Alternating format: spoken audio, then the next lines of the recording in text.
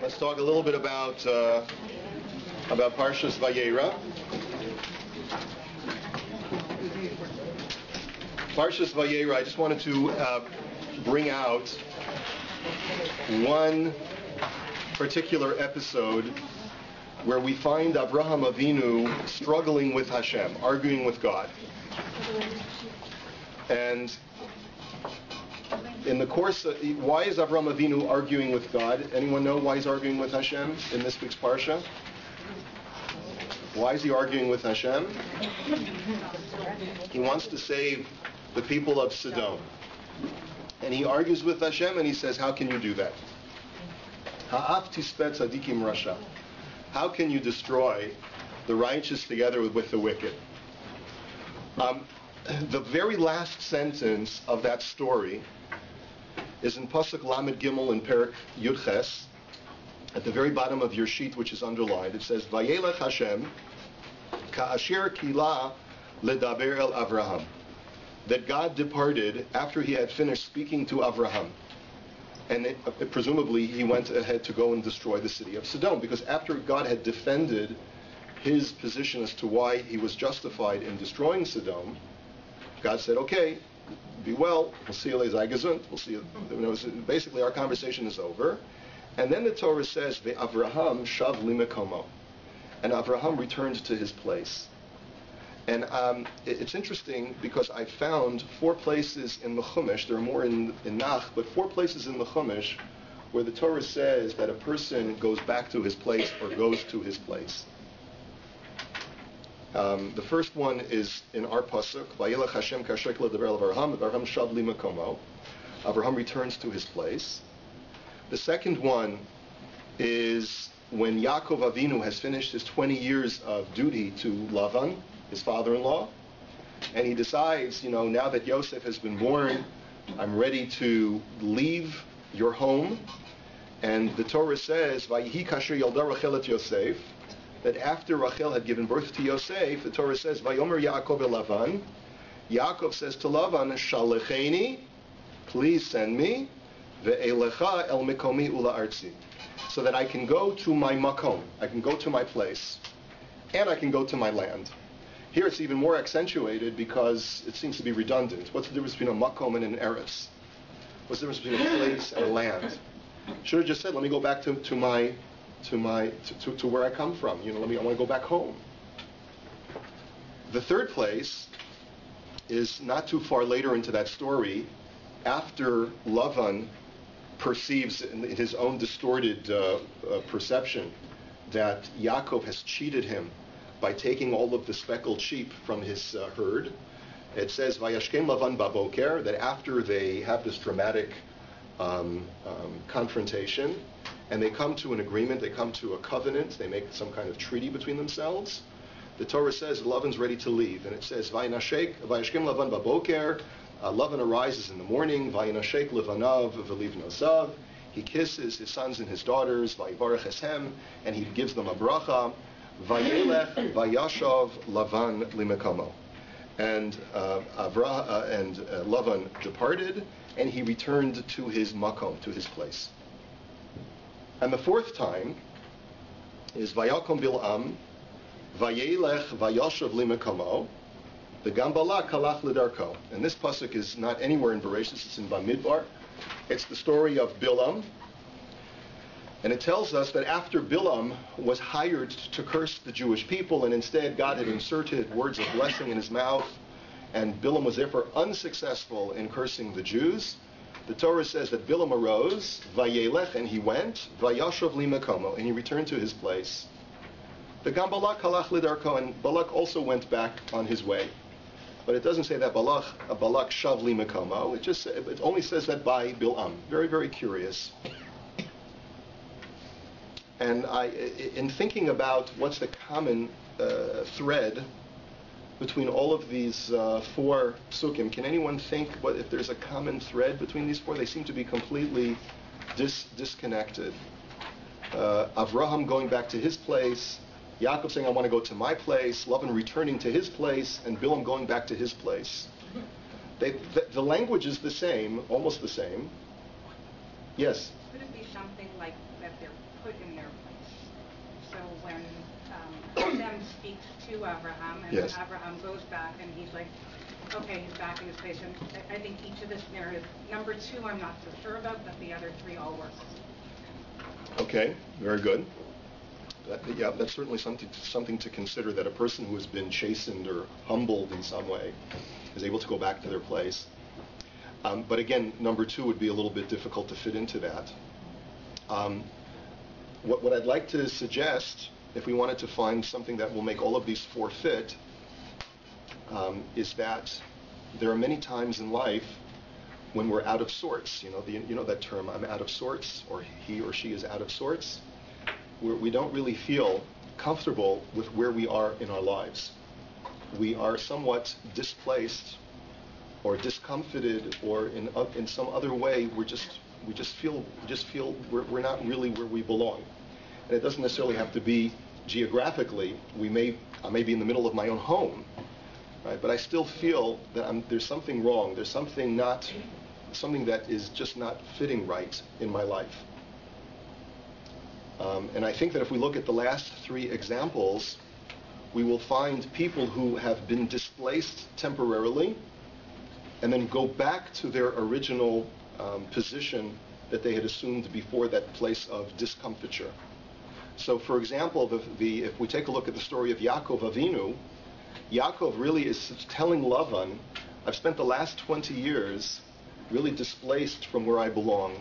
Not so much because I need to go back to Eretz Yisrael, there's no question about that. That's what Yaakov was saying when he said, I want to go back to my Eretz. But what he was saying, when I want to go back to my Makom, I'm a balabas. And I've been spending the last 20 years in servitude, indentured servitude to you, being under your thumbnail. And that's not comfortable, especially because we are so different in our attitudes towards God and towards morality and things like that. I want to go back to my place where I belong, which is as Yaakov Avinu. Not Yaakov, the son-in-law of Lavan, but I want to be my own man. And that's what Yaakov essentially is saying to Lavan when he says, I want to go back to my makom. I want to go back where I belong. So I'll feel a sense of independence and really go back and be able to establish myself and establish and realize my destiny. And we see that Yaakov is able to realize his destiny as the great patriarch only after he leaves Lavan's house. The story of Lavan is almost the opposite, where Lavan is discomfited from his position of contentment and complacency and almost smugness about believing that he has the truth. And what happens is that after 20 years of feeling that he is Yaakov's superior, all of a sudden Yaakov pulls the rug out from under him, clearly demonstrating that all of the blessings that happened in Lavan's house for the last 20 years were only because of Yaakov, had nothing to do with Lavan. And that really Yaakov was responsible for enriching Lavan's pockets and the pockets of his entire family. And that he is visited by God at night on his way to pursue Yaakov and is scolded by HaKadosh Baruch Hu, saying, you dare not lay a finger on Yaakov, he is the tzaddik, and he is my chosen one. And this is extremely, extremely uncomfortable for Lavan, because his whole worldview of him being in the center and him being the great one has been completely shattered through this episode. And it's only after he's been able to regain some of his composure and to rationalize in his own mind that despite the fact that God has told me that Yaakov is my superior, I'm able to figure out a way of finagling some kind of covenant with Yaakov and making sure that I come out on top, that the Torah says that Lavan went back to his place. In other words, he returned back to being the arrogant father-in-law that he had always been. The difference is that Yaakov at least was free of him at that point. But when it says that Lavan shav li makomo, it means that he learned nothing. He was not changed from that experience. He went back to being the wicked Lavan. And I don't think that it's a coincidence that Chazal tell us that Lavan zu Bilam, or Bilam zu Lavan. Our sages tell us something very strange. They tell us that Bilam and Lavan are really the same person.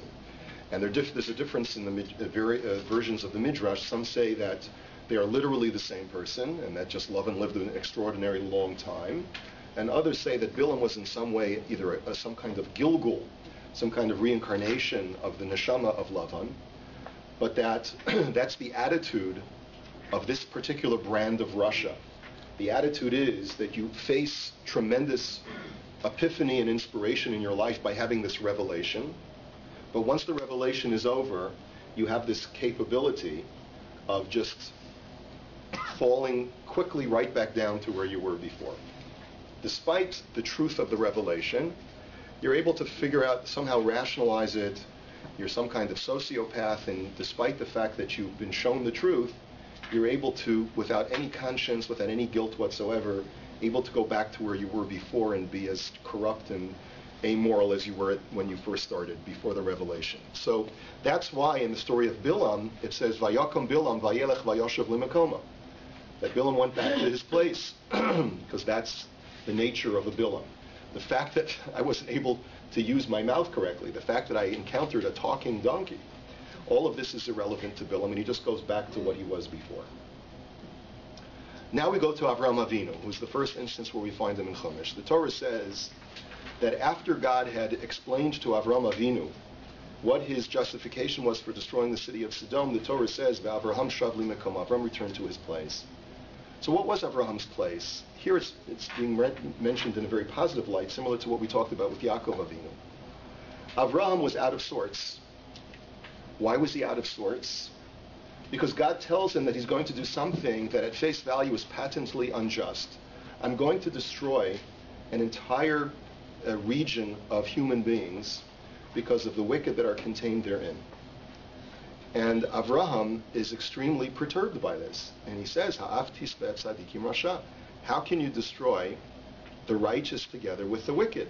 And he even says, in Pasuk Chafei, he says, Chalila lecha me'asot kadavar hazeh.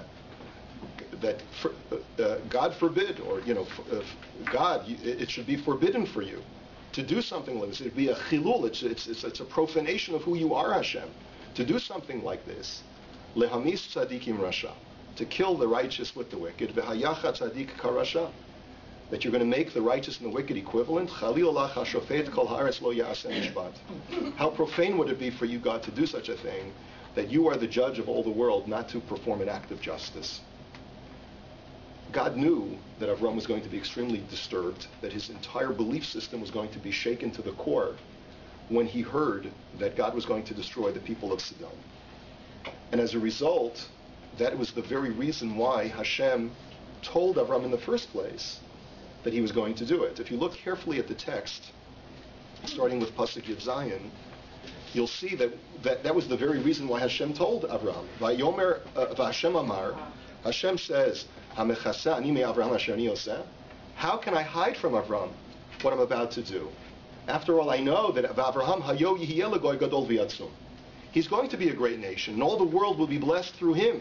And ki yadativ l'man asher yitzavet banav et beto acharav. I know that he's going to give charge to his progeny. He's going to build a nation of believers in Hashem. And I need to make sure that Avraham has it right, that his theological belief system is sound and understands who I am, who HaKadosh Baruch Hu is, and that there is justice in the world. And Avraham right now is out of sorts, and if I don't set him right, he's going to pass a distorted understanding of HaKadosh Baruch Hu to his children. And that is precisely why Hashem says, within Avraham's earshot, as it were, boy, the cries of the people of Sodom are so great, I'm going to destroy them now. And that was what prompts Avraham to say, this doesn't make any sense, I can't understand it. Once HaKadosh Baruch Hu is able to explain, and we don't have time to go into how Hashem explains it to him, but there is contained within these psukim, is Hashem explaining to Avraham his system of justice. Avraham says, okay, I get it now. And therefore the Torah says, Vayelech Hashem kasher kilal devel Avraham. Once God was satisfied that Avraham got it, Hashem said, fine, now I'm done. My job is done, says HaKadosh Baruch Hu. I've set Avraham straight, and Avraham is shavli mekama. Avraham is able to return to his place as a maimin, to his place as a believer in Hashem, to his place as a person who had in the past struggled with Hashem, but now has made peace with at least some level of understanding of Hashem's system of justice. The reason why I present this to you, and with this we'll conclude, is because we all have times in our lives when we're out of sorts. our belief system is a little bit askew and things don't make sense, and we encounter experiences in life where very tragic things, Rahman al-Islam, will happen to very good people, or we see good things happening to people who don't deserve it. And we say to Hashem, Chalila lecha, hashofet kol haaretz lo ya'aseh mishpat. God, how profane it is for you not to be able to do justice in this world. How can you allow this? How can you allow this injustice? The important thing is, though, to try and hear Hashem's response. And the struggle really calls upon us to be able to figure it out by hearing Hashem's voice in the experiences that we have and in the Torah texts that are given to us.